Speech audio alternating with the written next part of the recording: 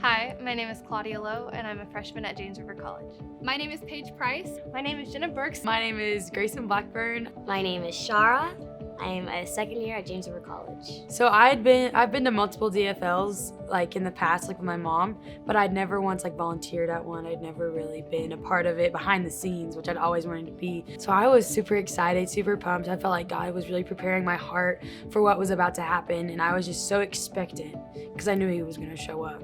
Honestly, I was like, wow, this is really cool for those women, but I just didn't really feel like there was anything that the Lord could like do with me. God, do what you want with them. Like, you know, I was praying for them and not me. Going into it, I was very excited and I was very expectant of just like what the Lord was going to do, because I came in like, it's been my first one, so like I was expecting a lot and just to obtain just a lot in my relationship with the Lord. I was expecting a lot of women to be here and change, but I come from a really small church, so I wasn't expecting so much. So as soon as they walked in, the first day of DFL, they walked in and I was just like so in awe of how many women were here and just the presence of God in the room. After week one, I knew that my friend had to be there. I had already told her about week one, like trying to get her to come to week one. And so she ended up not being able to come, which was fine. I'm like, all right, God, we've got one more week. Like, just make a way and allow her to come. And Pastor Debbie gets up to talk about DFO week one, and she ends up announcing that they're going to decrease the ticket prices down to $35. And immediately I was just like, God, that is you. Like, I know this is you. I end up calling Erin, and she was kind of like, yeah, like I'd like to go. She goes, but I have classes. One of her professors ended up canceling her afternoon class. So she was like, okay, then I'll just come. I've been praying like, okay, God, teach me how to pray. Teach me to like dive into your word and like want more of you and stuff like that. And so after he's like talked more about that, I was like, wow, I know this message is for me. And the Lord was like, go pray for her. And I was like, oh, I don't know about that. And he just kept pressing on my heart, and so I did, and she just told me some encouraging things after that, and I was like, wow, okay, you know, this like really showed me like, even though like my prayer may not be like so profound or so amazing, like he can use me to like pray for other people.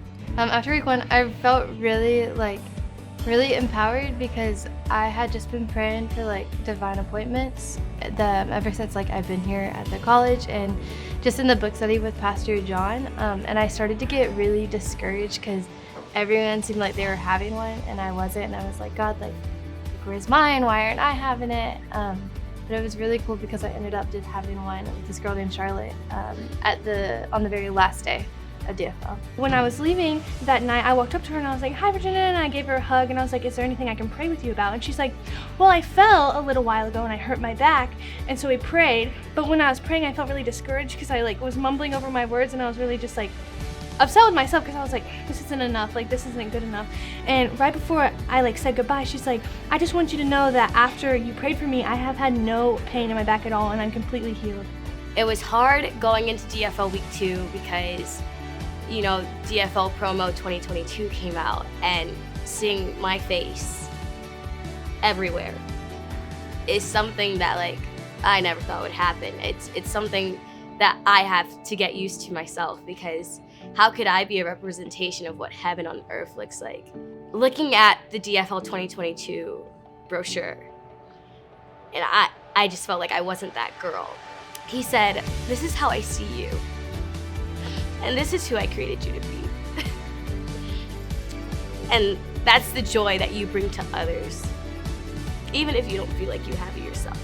God used my prayer to like heal somebody, and I never thought that like my prayers were like even remotely like powerful enough to do that. And Lisa Harper at the end was like, if you brought a girl here tonight and you know that her heart needs to be reconciled with God, go grab her hand. And I'm like, okay, God, could you be any more clear? And she ended up rededicating her life to God, and she wants to get baptized.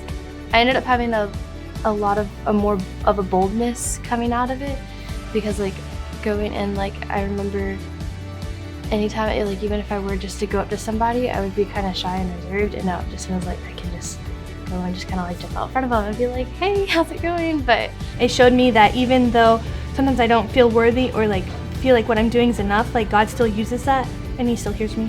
I feel like DFL 2021 was purposefully my first DFL in person because I didn't know I was made in his divine image. I always saw myself as pretty, but I never saw myself as beautiful. And to have all these people coming up to me saying, you're beautiful, you're beautiful, you're beautiful. I have to take that as a word from God each and every time because he's trying to tell me that.